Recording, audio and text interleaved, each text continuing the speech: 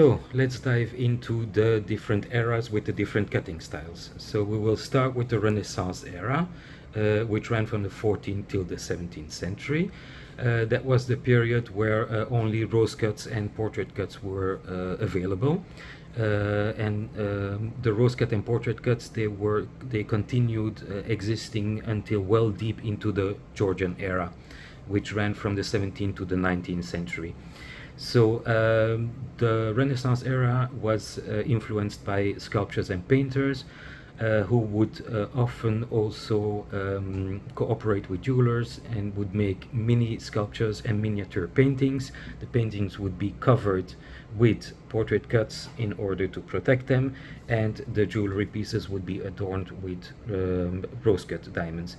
It's only around the end of the 15th century that Vasco da Gama discovered a straight sea route into India, which enabled more import of gems and diamonds.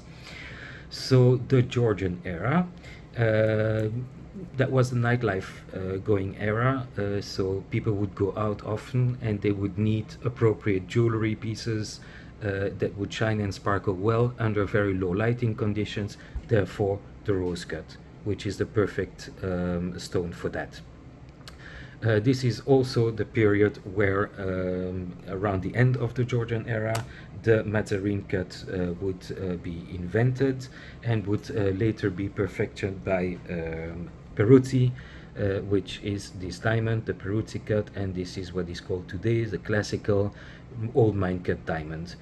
So, and this is also the beginning of the style of the brilliant style of diamonds, the brillianteering. The Victorian era, which came right after, around 1837 till 1910. This is where all the cutters would would start and try out different cutting styles with the brilliant faceting in the top and the step cut in the bottom, which is called today mixed cut. This is also around the end of the Victorian era, is basically when the bruting machine was invented, which enabled the cutters to make perfectly round brilliant diamonds, and so the Old European was invented. The Old European is the predecessor of the round brilliant of today, which was perfection afterwards. They would close the cullet and they would change the angles of the stones. And this leads us to the Art Deco period, or the Art Deco period of the 20s and the 30s, which is the period of the strong lines, the edges, the geometric shapes, the strong patterns, the contrasts, etc.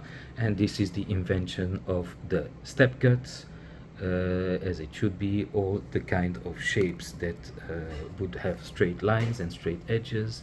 This is basically the Art Deco period kind of style, with the kites and the shields and the losanges and all these kind of cuts. So I hope this has made some interesting points, and that you can understand the eras with the different cutting styles. See you next time.